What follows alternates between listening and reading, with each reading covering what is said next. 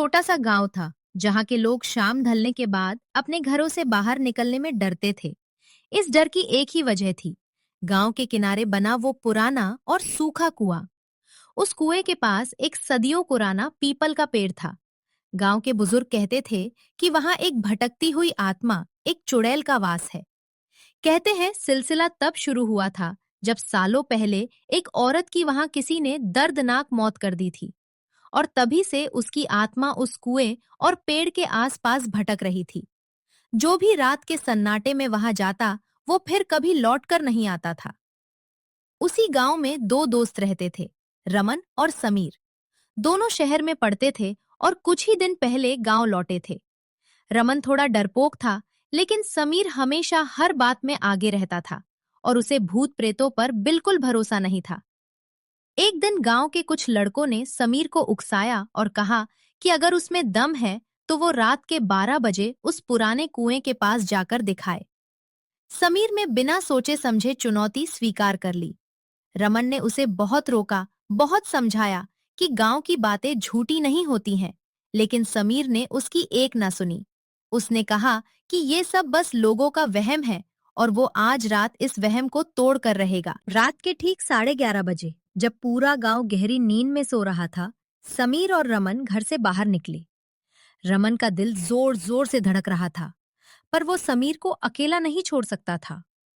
चांद की रोशनी बहुत धुंधली थी और आसमान में काले बादल छाए हुए थे। जैसे जैसे वो दोनों कुएं की तरफ बढ़ रहे थे, आसपास का सन्नाटा और गहरा होता जा रहा था। सिर्फ उनके कदमों की आवाज और झिंगुरों की चीख सुनाई दे रही थी। हवा में एक अजीब सी ठंडक थी, ऐसी ठंडक जो हड्डियों तक को कंपा दे। जब वो कुएं के बिल्कुल पास पहुंचे, तो उन्हें पीपल के पत्तों की सरसराहट सुनाई दी, जबकि उस वक्त हवा बिल्कुल बंद थी। समीर ने हंसते हुए कहा कि देखा रमन, यहाँ कुछ नहीं है, सब आम बात है। लेकिन तभी अचानक एक बहुत ही अजीब और तेज खुशबू हवा में घुल गई। वो खुशबू ऐसी थी जैसे मिट्टी पर ताजा खून गिरा हो। रमन ने समीर का हाथ पकड़ा और कहा कि हमें अभी इसी वक्त यहाँ से निकलना चाहिए। मुझे कुछ ठीक नहीं लग रहा है।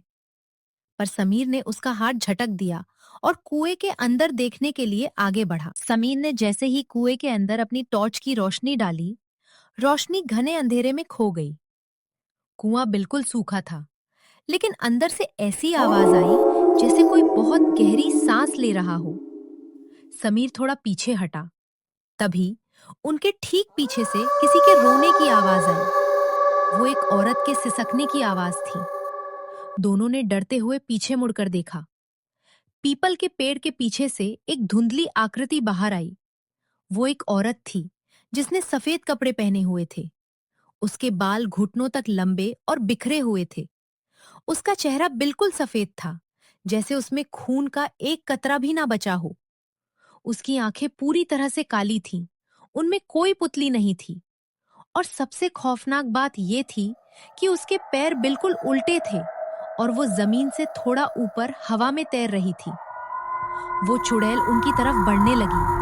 उसके चलने से हवा में पायल की अजीब और भारी आवाज गूंज रही थी। छन छन छन। समीर का सारा घमंड एक पल में टूट गया। वो डर के मारे चिल्लाया और दोनों ने पीछे की तरफ दौड़ लगा दी। वो दोनों अपनी पूरी ताकत से भाग रहे थे, लेकिन रास्ता जैसे खत्म ही नहीं हो रहा था। वो जितना आगे भागते, उन्हें लगता कि वो घूम फिरकर उसी कुएं के पास आ रहे हैं। उनके पीछे वो खौफनाक हंसी गूंज रही थी।